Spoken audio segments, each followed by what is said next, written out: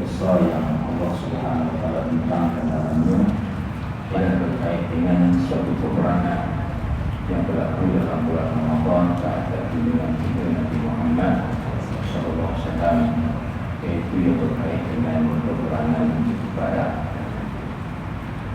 Seorang Bani Muhammad tadi dia sebahagian dari surah Yusuf ke-9 dan sebahagiannya kita masuk sikit tadi pada Yusuf yang ke-10. Al-Anfal berarti tahap perampasan perang. Al-Anfal maksud-maksud itu tidak berkait dengan harta rampasan perang khusus yang diperolehi dalam peperangan Badar. Itu dibincangkan dalam surah ini. Jadi Allah Subhanahu wa taala menurunkan surah Al-Anfal ini sebagian besarnya adalah mengenai perbincangan tentang suasana yang berlaku dalam perang Badar. Malah di awal ayat itu sendiri pun dah cerita tentang bagaimana harta rampasan yang diperoleh tersebut bagaimana tidak dibahagikan bila timbul tidak puas kajian di kalangan para sahabat Nabi sallallahu alaihi wasallam. Sebagaimana Allah menyebut yas'aluna ya'ani al-anfal, mereka bertanya kepada Nabi Muhammad tentang harta rampasan perang, yaitu perang itu merujuk kepada perang Badar yang mana disebut dalam sirahnya. Perang Badar ini berlaku pada tahun kedua Hijrah bersamaan dengan 17 Ramadan 624 Masehi. Kalau dilihat daripada umur kenabian, ini selepas 15 tahun kenabian Nabi SAW, dan ketika itu baginda Nabi SAW berumur 55 tahun. Sejarah mencatatkan bagaimana penentangan dan permusuhan menggila yang ditunjukkan oleh kafir Quraisy sejak daripada Nabi berada di Mekah dari selama 13 tahun, dan mereka semakin marah kerana usaha-usaha mereka tidak berjaya, sehingga bukan sahaja mereka tidak berjaya membunuh Nabi SAW, malah Nabi pula berjaya berhijrah ke Madinah mendirikan sebuah kerajaan di sana. Maka itu yang menjadikan mereka sentiasa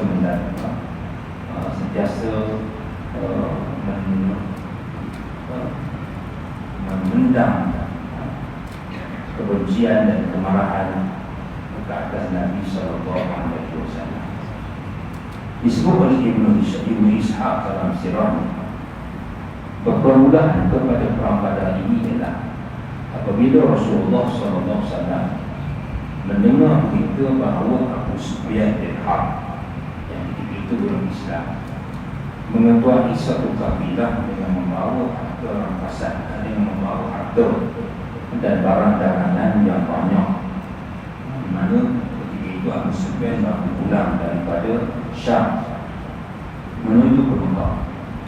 Hasil daripada dagangannya sangat banyak sehingga direkodkan dalam sirah lebih kurang 50,000 dinar.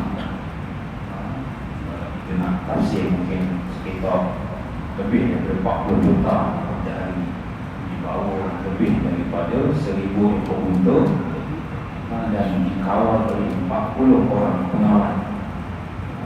Memanglah jumlah itu pun tak mencukupi dan terlalu banyak. Ibnu Abbas meriwayatkan apabila Rasulullah SAW mengajak para sahabat keluar daripada Madinah bagi menghalang kafilah ini, Nabi menyebut hadihi 'iru Quraisy fiha amwaluhum fakhruju ilaiha la'alla Allah yunfiqumuha. Inilah kafilah dagang Quraisy bersama harta mereka. Oleh kerana itu pergilah kamu dan halangi mereka. Mudah-mudahan Allah memberikan harta rampasan tersebut kepada kamu. Walaupun kita nampak seperti macam Rasulullah SAW nak merampas harta harta itu daripada mereka. Namun hakikat sebenarnya sebahagian besar barang dagangan tersebut adalah daripada harta benda milik para sahabat Muhajirin yang berhijrah. Bila mana mereka berhijrah, harta tersebut dirampas oleh musyrikin Mekah. Bila para sahabat yang berhijrah, mereka tinggalkan harta, tinggalkan rumah, tinggalkan tanah di Mekah. Harta itu telah dirampas. Oleh sebab itulah Rasulullah SAW nak tebus kembali harta tersebut. Lalu Rasulullah perintahkan para sahabat untuk pergi menyekat dagangan tersebut, yang menyebabkan para sahabat sangat senang hati, gembira. Walaupun dicatatkan ada juga sebahagian daripada sahabat-sahabat yang merasa berat untuk berangkat, yang mana mereka sangka mereka awalnya Rasulullah tidak akan keluar untuk berangkat. Yang ini yang Allah rakamkan dalam Quran sebagaimana firman-Nya, "Kama akhrajaka rabbuka min baitika bil haqq wa inna fariqan minal mu'minina lakarihun." Ini baca tadi di awal surah Al-Anfal. Sebagaimana harta rampasan perang yang ditentukan kebahagiaan dengan kebenaran, maka Tuhanmu wahai Muhammad mengeluarkanmu dari rumahmu untuk pergi berperang dalam perang Badar itu dengan kebenaran juga. Dan sebahagian dari orang-orang yang beriman itu sebenarnya tidak suka turun berperang. Walaupun mereka para sahabat Nabi SAW, ada di antara mereka yang tak berapa nak ikut, yang tak berapa senang dengan keputusan Rasulullah SAW.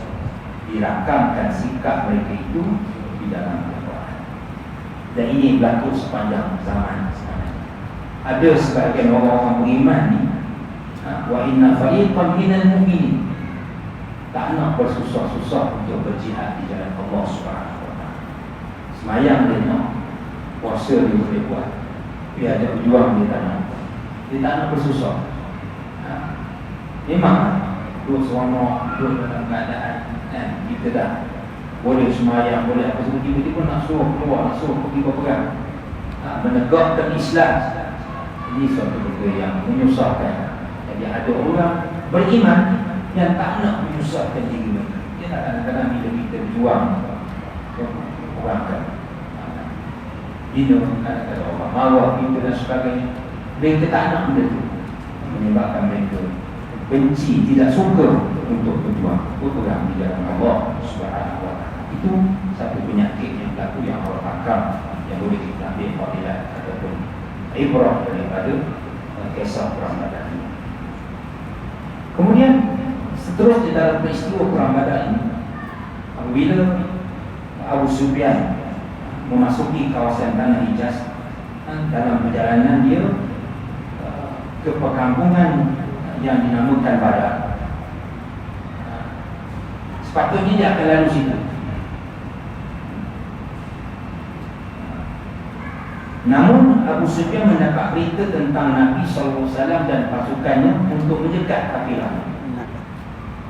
Lalu Abu Sufyan mengalihkan laluan perjalanan kafilahnya menuju ke arah tepi pantai sebelah barat dan segera menghantar utusan ke Mekah untuk meminta pasukan tentera bantuan Quraisy nak selamatkan harta dia tadi, dagangan dia yang banyak tadi, lebih 40 juta tadi.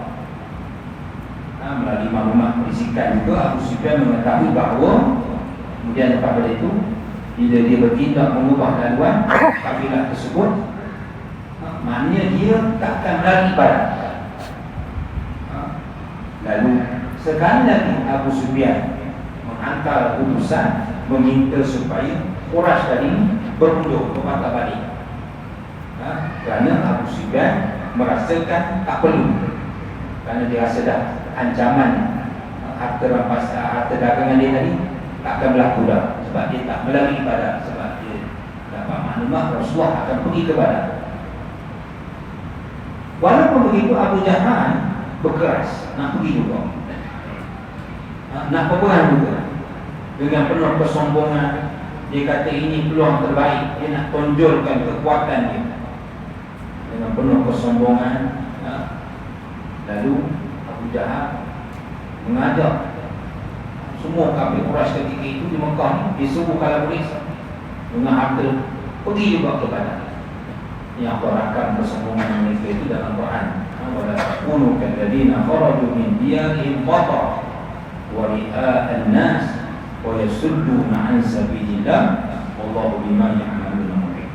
Dan janganlah kamu menjadi seperti orang-orang yang keluar dari negerinya dengan berlagak sombong dan menunjuk-nunjuk kepada Abu Jahal. Nak keluar juga sedangkan tak ada perang lagi, tapi nak tunjukkan kesombongan dia, kerasnya dia. Lalu yang tentera Islam tadi asal niatnya bukan nak pergi berperang, nak pergi sekat dagangan. Di mana Rasulullah SAW dan para sahabat bergerak keluar daripada Madinah pada 8 Ramadan tahun kedua hijrah tersebut. Keluar dari Madinah, yang mana persediaan awal sebagaimana disebut oleh Ibn Ishaq bukan untuk menghadapi perang. Para sahabat ketika itu yang terdiri daripada 313 orang bersama 83 daripadanya Muhajirin, 61 daripada Ansar, iaitu daripada suku Aus dan Khazraj, yang membawa hanya 70 ekor unta berbanding dengan tentera Abu Jahal tadi 1,300 tentera pada peringkat permulaannya, bersama dengan 100 ekor unta, 600 perisai.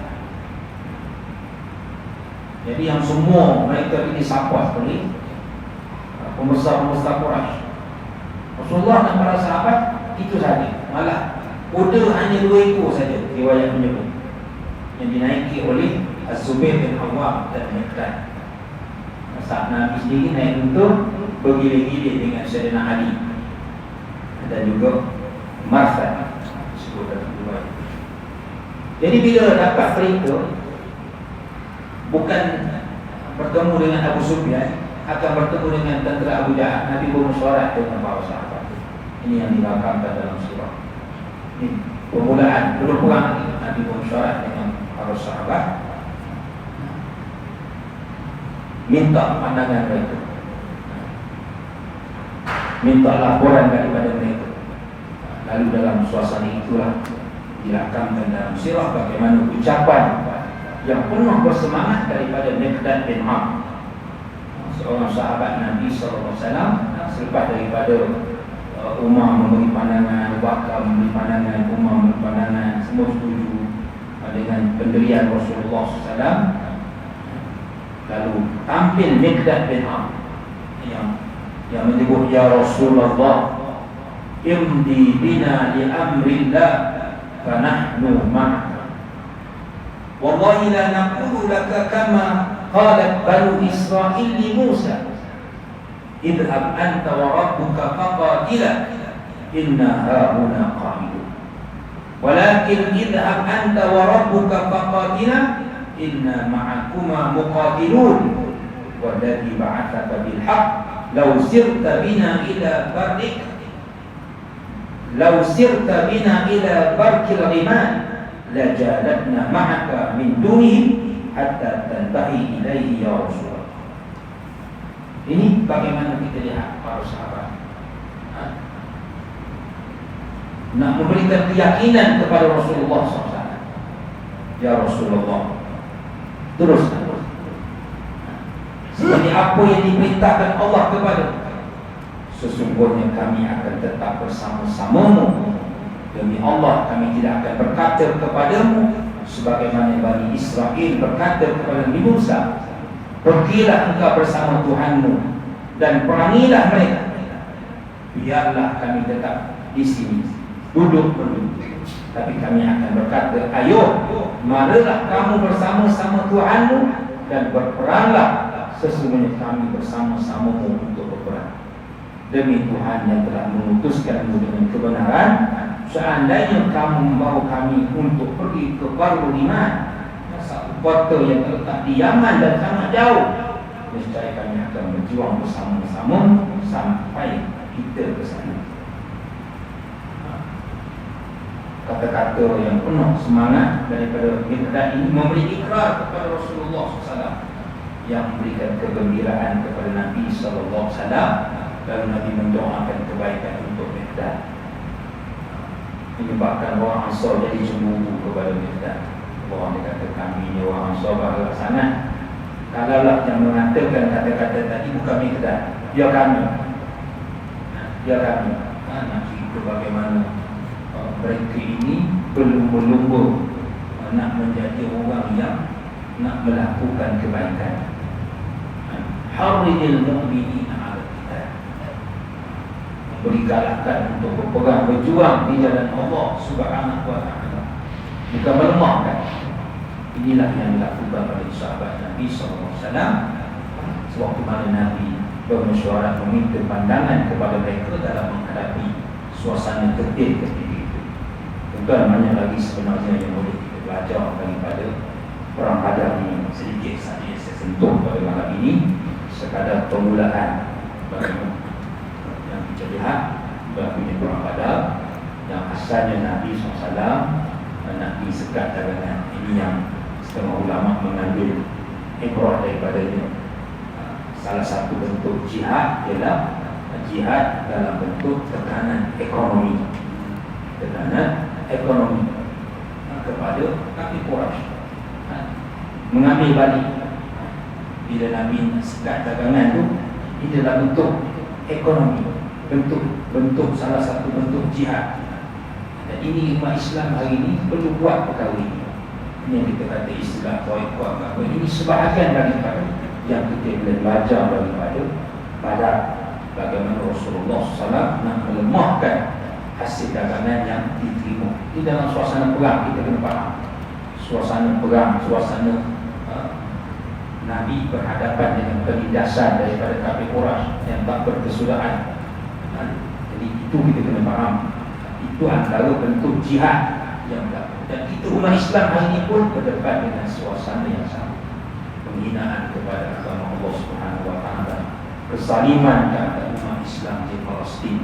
Bandar mengajar kita untuk kita dalam kemampuan yang kita miliki, buatlah dalam bentuk jihad ekonomi. Mana yang kita mampu untuk baikah, yang kita tidak boleh labur, kalau yang tak perlu kita laburkan wang kita, jangan kita laburkan. Berusaha sungguh-sungguh. Mana-mana produk keluaran Yahudi dan sebagainya, kita umat Islam jangan membelinya, kerana ia sebahagian daripada jihad kita dalam membantu umat Islam di Palestin. Dan ini yang kita boleh belajar daripada bagaimana bermula tercetusnya perang Badar. Banyak lagi tuan-tuan yang boleh kita ambil, peristiwa berlaku dan sebagainya. Sekarang itulah yang saya nak kongsi pada malam ini dalam ruang tazkirah kita pada malam ini. Yang baik itu daripada Allah Subhanahu wa ta'ala. Aku lupa lihat wa astagfirullahaladzim wa lakum. Wassalamualaikum warahmatullahi wabarakatuh.